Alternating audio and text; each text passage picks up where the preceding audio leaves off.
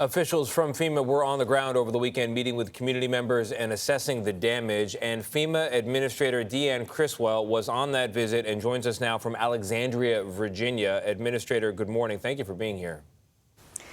Good morning. Yes, yesterday, Secretary Mayorkas and I had an opportunity to travel to Rolling Fork and assess the damage firsthand. And I was able to talk to many of the individuals that experienced just what you saw in the previous clip, and it's devastating. This is a town that is very close-knit. Everybody knows each other.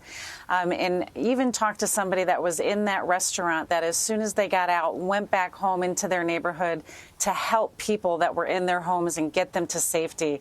Really heartbreaking, but also inspiring to see how this community comes together, to see how all of the neighbors came out to help each other.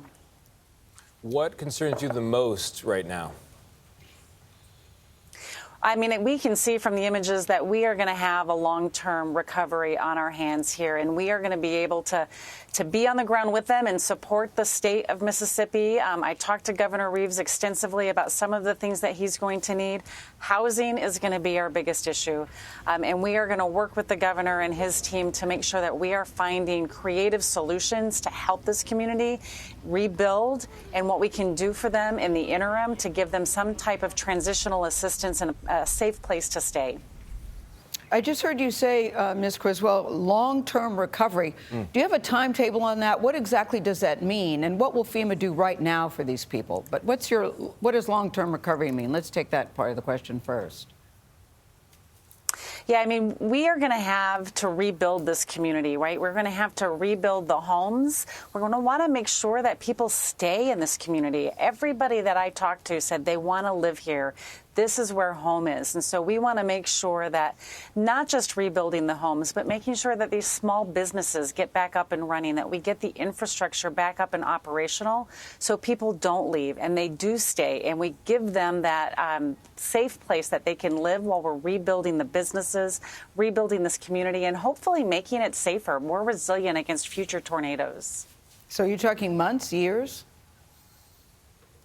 Oh, definitely months and into years to really get this community back to normal. But it's going to be better than ever.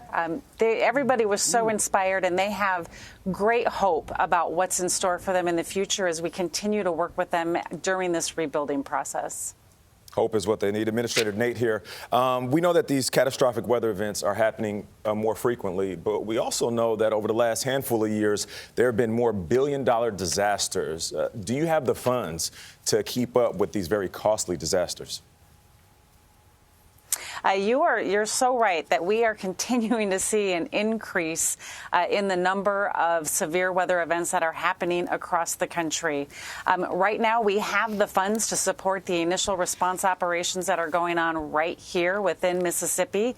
But we're going to need to work with Congress to make sure that we do have the funds to support the ongoing rebuilding for this disaster and additional disasters that may come throughout the year. Administrator Criswell, thank you so much. They definitely need hope and help. We appreciate you.